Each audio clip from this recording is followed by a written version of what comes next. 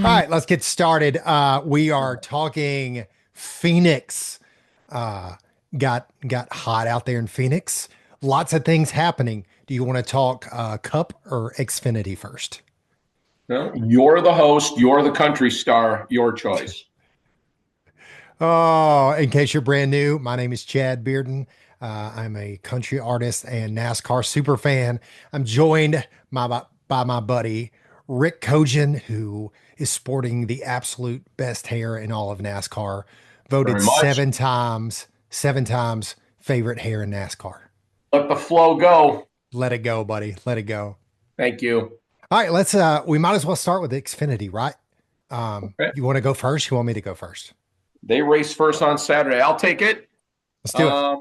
As my good buddy Chad said, my name is Rick. I am not a country star, not even a budding country star. So thank you for the compliment on the hair. And I will go first in checkers, wreckers, and what the heckers. And honestly, for me in checkers, might surprise you a little bit, but I think we had an obvious battle there to the win. Race played out interesting with two non-cup regulars.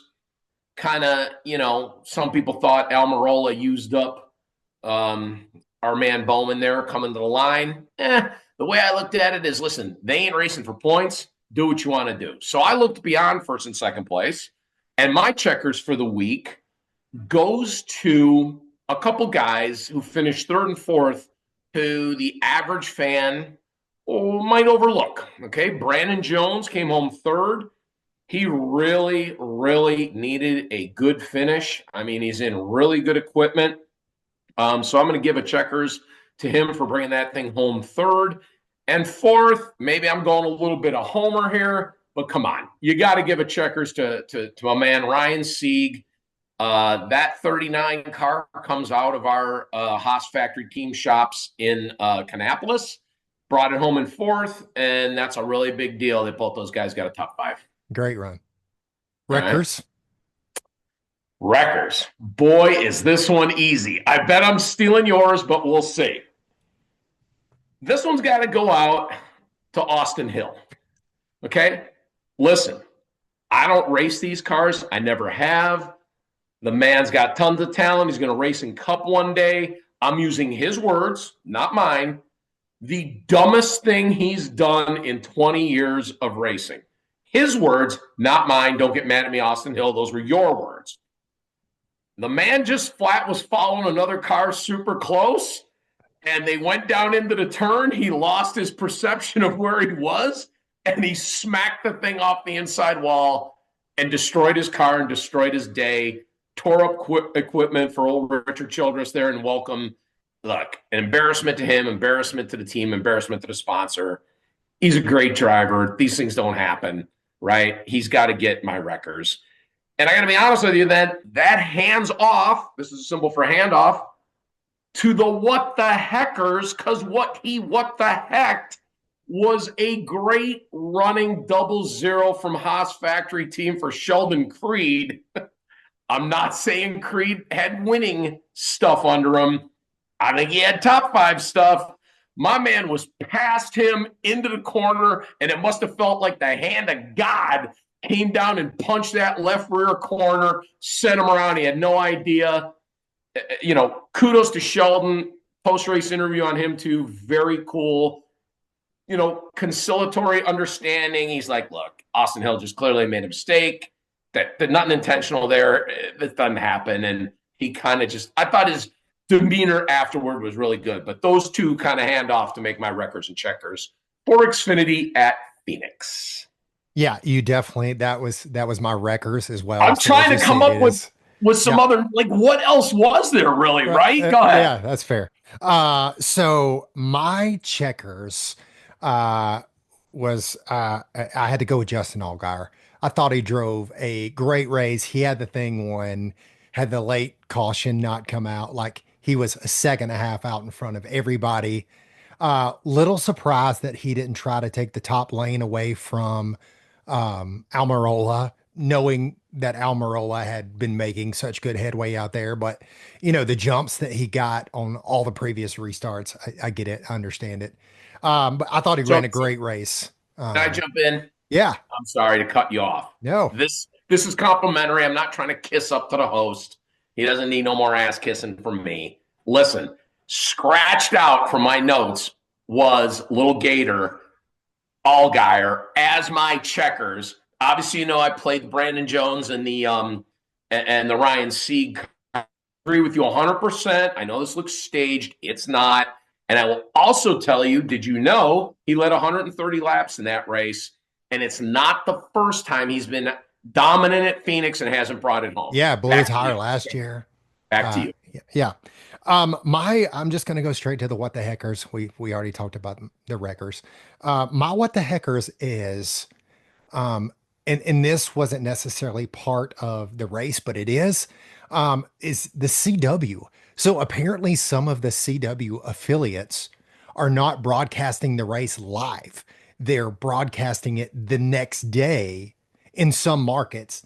And apparently in Atlanta, which is a huge race market, the on the last lap when Almirola and Bowman are battling it out, instead of showing the finish, they cut to a Braves commercial, and everybody in the Atlanta market missed the last lap of the Xfinity race.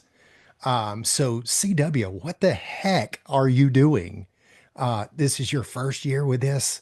Like, who is going to watch the race the next day? I mean, you're getting ready for the Cup race.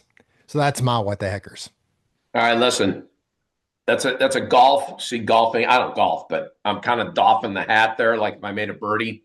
That's a great what the heckers call. I had heard about it. Okay, I didn't know that some people had zero coverage of the race whatsoever, but I did hear in some markets. I did not hear specifically Atlanta, but there were multiple markets where they left the air before the end of the Phoenix race because of whatever the other programming was that they had stocked up. Rest assured, I think CW Network is excited to own that Xfinity contract at all, including the app, which you can get for free, so you can get all the practice and the qualifying. Right? That's big money. It's a big deal with NASCAR. But I'm sure apparently, there's. it wasn't even an option to watch it on the app in the places I that believe were that. I that believe we're that. not getting it live. I believe that. So It's just a total fumble, right? And yeah. that's one where high ranking CW executives and high ranking NASCAR executives are going to be like, let's fix this and never let Right. this happen And again. and That I was a will good one. say the broadcast looks great. I really enjoy how they do the scoring at the bottom. I Yep. like it much better than how Fox does the side Yep. of the TV. I think it creates a better race picture. I love the booth. I love Jamie and Parker and the Yeah, guys in the booth. Kligerman's getting a lot of love for his interaction with them. So yeah, that's solid, right? Yeah. So that wraps up Xfinity Phoenix for us. It does. It Uh, does. And that means that being the gentleman that I am, I'm going to hand cup to you to lead off. All right, let's talk the Cup Series for Phoenix Spring Race. Checkers, wreckers, and what the heckers. My checkers for this one, I mean, it's obvious, right? Bell, ringing the bell 3 times in a row. First time to do it since Harvick and Jimmy Johnson before that. But also, I want to give a special attaboy to Josh Berry with a top 5 finish. Very Um, nice. yeah, I Very mean, nice. Good I'm call. loving what I'm seeing out of him in that Wood Brothers car this year. I think the whole program has stepped it up. I think Ford probably has gotten involved and said, "Hey, and I don't know that I haven't I don't have that particular knowledge, but I do know that Ford is very fond of that team, the oldest Cup team. So very cool to see that But it's a happen. long time known Penske Alliance car, Right. right? And I mean, obviously they struggled when Harrison Burton was in the seat. Blaney went through that seat. Matt DiBenedetto went through that seat. But yeah, I mean, and it wasn't a hey, look what I found fourth place finish. It was a No. hey, I'm up front the whole race, right? Yeah. So, And yeah, I don't pretty. think there's been a race this year where he has not been competitive and in talks. Yeah. He's caught some bad luck for sure, got caught up in some wrecks. Atlanta, he got caught up in a wreck that took him out of a top five finish probably. Yeah. But yeah, I think Josh Berry's killing it. My Wreckers has to go to Logano and I won't even say so much Logano for the penalty at the start finish line. Um, I Ooh, didn't necessarily love that call. that was a close call. I don't know. I mean, I understand, NASCAR wanting things to be black and white, but if we're being honest, Or NASCAR in is this the case, most un-black and white people. black and yellow. But Yeah, okay. yeah, yeah. But it just you took a guy who had one of the best cars all day long, sent him to the back, and essentially ruined his day on a super controversial call. Again, And if I'm not mistaken, he had to go to red tires early to try to right, make up all that track position, which, to your point, totally put the 22 in a box. right. Put him Yep. behind all day, and and so again, I hate to see that for anybody. I don't, I don't get it. My what the heckers goes to Ty Dillon, who put himself in a great position, was the only car with two sets of option tires at That the end of the lane. race, and then got a speeding penalty on pit road when he was sitting in the catbird seat. I mean, this guy had the best run maybe of his career. He was definitely going to get probably a top five finish out of it and a chance to compete for the win, and gets a pit road speeding penalty on the last pit stop that just sent him right back to the back. So that's my what the heckers. Uh, Very strong lineup. Can I add to your what the heckers and tell you that I heard from a source who shall remain confidential? Yes, that was a brutal penalty to take. It's one of my pet peeves, and I'm not a crew chief, but to me, it is a race killer. Why? Because it's under the control of the driver. Don't speed. Most fans don't know NASCAR already gives you a 5 mile an hour buffer. So Right. if pit road speed is 50, NASCAR gives you to 54.999, right? Don't speed. So my unofficial source said that he was following the car ahead of him, literally, like kind Right. of nosed right in there. That car didn't get a penalty. But listen, NASCAR's got the timing and scoring in there. You got to watch your lights, right? These cars, they Right. have the lights. They do the drive-throughs to get pit road speed. Brutal, because under yellow, that penalty is ended along this line. That happens under green, as we both know. On a shorter track, you could lose 2 laps. Right. It's never, ever, ever worth. It's never worth the reward versus the risk. It's just not. Sorry. On a tangent, I hate that. Okay, here's the good news. None of our checkers and wreckers and what the heckers match. Wow. So I am not going to have to kiss your ass and apologize to the 10 people that are watching us. All right, here we go. Let's do it. My checkers goes to Goodyear. Hard to dispute you with, look, Bell winning the 3 in a row. I actually think Larson had a period in there when he won those 10 races where he had 2 3 in a row winning streaks during that year he won 10 races. You could fact check me on that one. That Um, I'm according to Fox, the last person to do it was Harvick, and before that was Jimmy Johnson. According to Rick, look it up. I think Larson had 2 3 race win streaks. Anyway, we're off topic. Goodyear. Why Goodyear? Come on, dude. The option tire. Hello, you just mentioned Ty Dillon. I mentioned Logano and how he had a burn a set up. I gotta speak out to my man Ryan Preece. They played their strategy because they qualified in the back, we're in the back, blazed through there because my man knows how to work a tire and then maintain a tire. Right. Notice he didn't fall off at the end. That comes from his modified background. Love my man Priest, right? So Drove a Goodyear great brings race. this option tire, and it totally changes the landscape of the race. You're actually looking at the scoring ticker to see who's on the OPT with the red letters versus the yellow traditional primary tire. Kudos to Goodyear. They'll keep that on tracks a mile or less so that there's not putting the drivers in danger. We'll see if they expand it to other tracks, but for right now, man, I applaud them in their efforts. Wreckers. My wreckers, unlike yours, actually applies to a wreck. That's a crazy concept. I know. Uh, I go to I think it was maybe yellow number 7. It was right before the end of right before we headed into stage 2.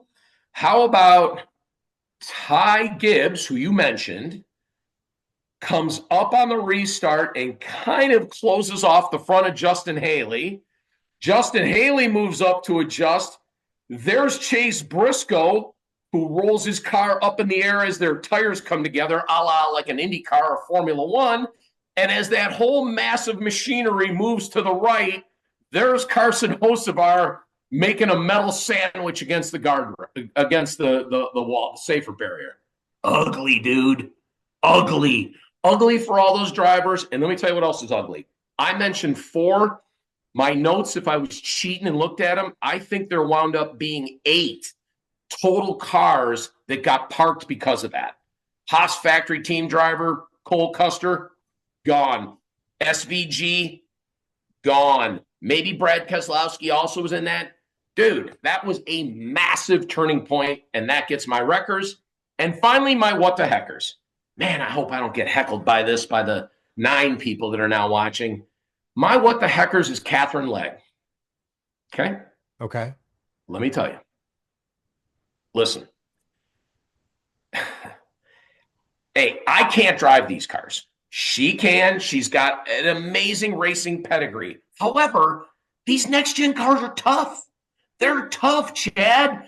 They don't drive easy. There's a reason we have ARCA, Truck, Xfinity, and then the graduation to next gen cars. Not that you have to follow all the steps, but I think she had limited time in that seat, limited time behind the wheel, limited practice time, spun it out on lap 2, 3. You can check me on that. No damage done, right? Right. But later in the race, found herself coming up off a turn in defense of her, had a lot of wheel into it because I think she was trying to stay off one of the Dylans. Car comes around on her. Daniel Suarez, innocent victim. Now he's got like a 25th place finish. My what the heckers is what the heckers with Legg in that race. Yikes.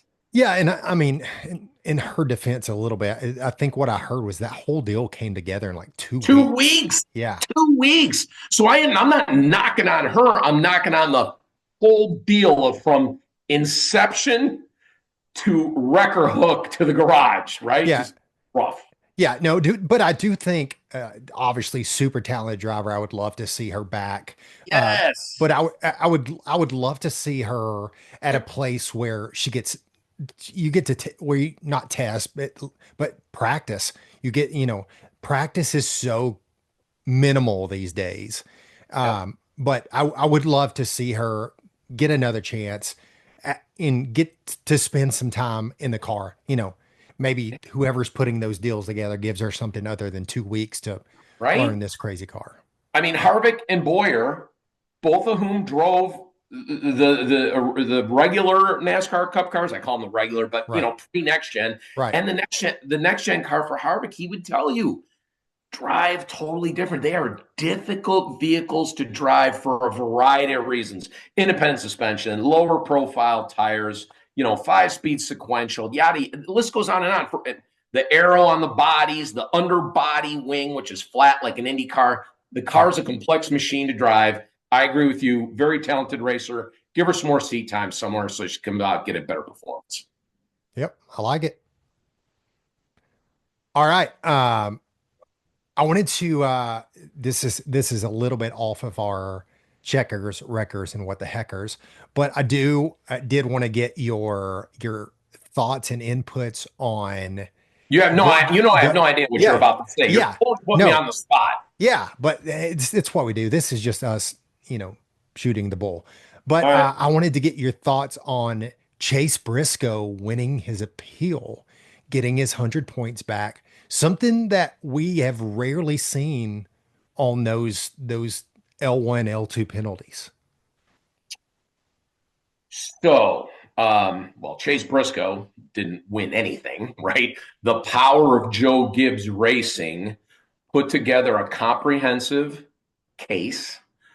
Everyone should know that it is seen and heard and reviewed in front of a three-person, independent, non NASCAR funded salary rotating Right, panel. So think of it as like jury duty, okay, right. if you will.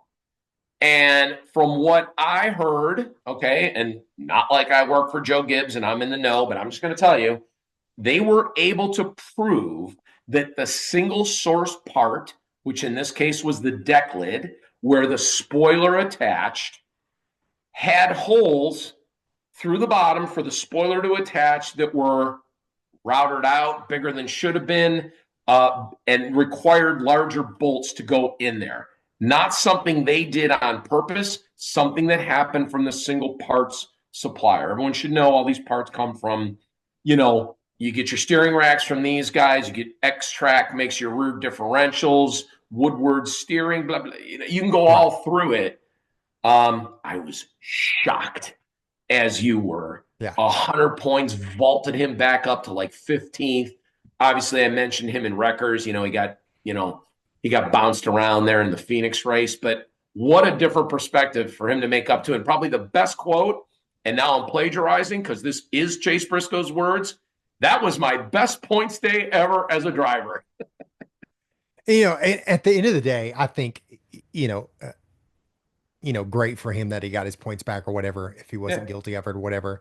But, I really didn't think it was going to be a huge deal for him because I think he probably wins a race at some point during this season. He's been in contention a lot already. Again, he's one of those guys who's been in it and yeah, circumstances have got him a little bit. Um, I do think a little bit, and you tell me your thoughts on this, but uh, I think he might be feeling that pressure a little bit of I've got to perform. I'm in Martin Truex's old car. I'm in great equipment, probably the best equipment maybe he's ever been in.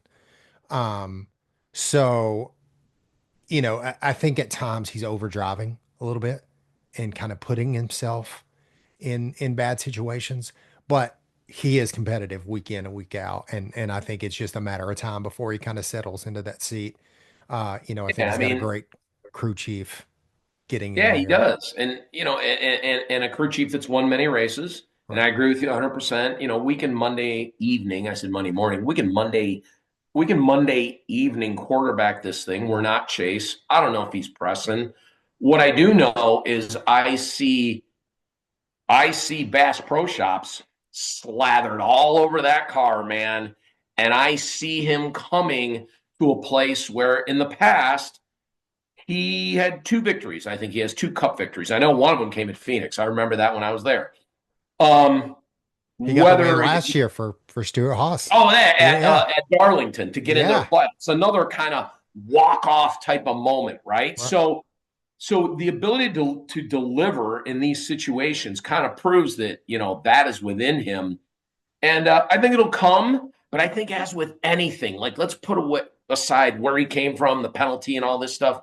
He's got to sink in with that new crew, right? I Right. heard him say something that at first it was hard to understand James Small on the radio just Right. because, His right? Just a accent. Yeah. little bit of accent, right? The Canadian, I think it's the Canadian thing, right? Or Is Australian, right? Australian. There you Yeah. go. So, those are real deal things as that team melds together. So I think the 19 will come around.